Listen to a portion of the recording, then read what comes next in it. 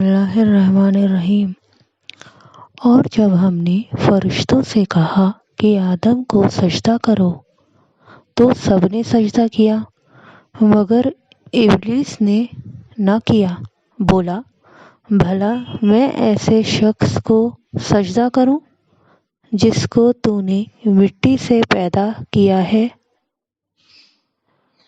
اور تان کے طور پر کہنے لگا کہ دیکھ تو یہی وہ ہے جسے تو نے مجھ پر فضیلت دی ہے۔ اگر تو مجھ کو قیامت کے دن تک کی مہلت دے تو میں تھوڑے سے شخصوں کے سوا اس کی تمام اولاد کی جڑ کاٹتا رہوں گا۔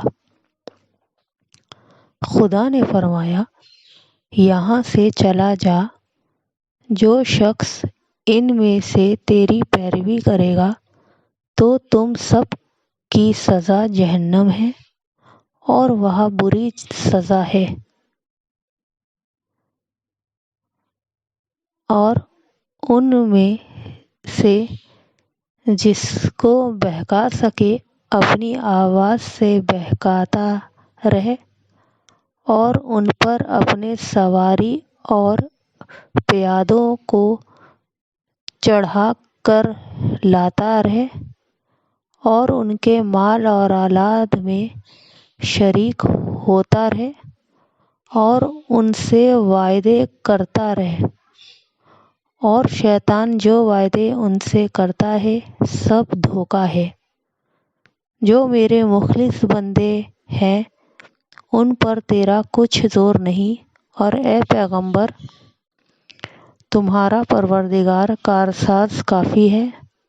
تمہارا پروردگار وہ ہے جو تمہارے لیے دریا میں کشتیاں چلاتا ہے تاکہ تم ان کے فضل سے روزی تلاش کرو، بے شک وہ تم پر مہربان ہے۔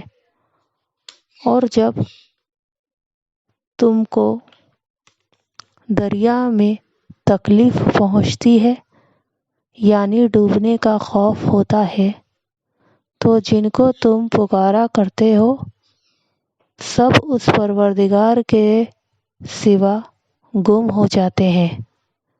پھر جب وہ تم کو ڈوبنے سے بچا کر خشکی کی طرف لے آتا ہے تو تم منہ پھیر لیتے ہو، اور انسان ہے ہی ناشکرا۔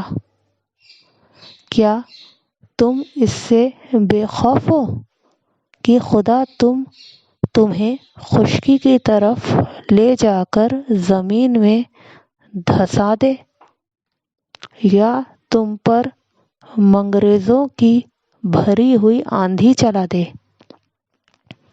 پھر تم اپنا کوئی نگہبان نہ پاؤ؟ یا اس سے بے خوف ہو کہ تم کو دوسری بار دریا میں لے جائے، پھر تم پر تیز ہوا چلائے اور تمہارے کفر کی وجہ سے تمہیں ڈبو دے، پھر تم اس غرق کی وجہ سے اپنے لیے کوئی ہمارا پیچھا کرنے والا نہ پاؤ۔ اور ہم نے بنی آدم کو عزت بخشی اور ان کو جنگل اور دریا میں سواری دی اور پاکیزہ روزی عطا کی، اور اپنی بہت سی مخلوقات پر فضیلت دی۔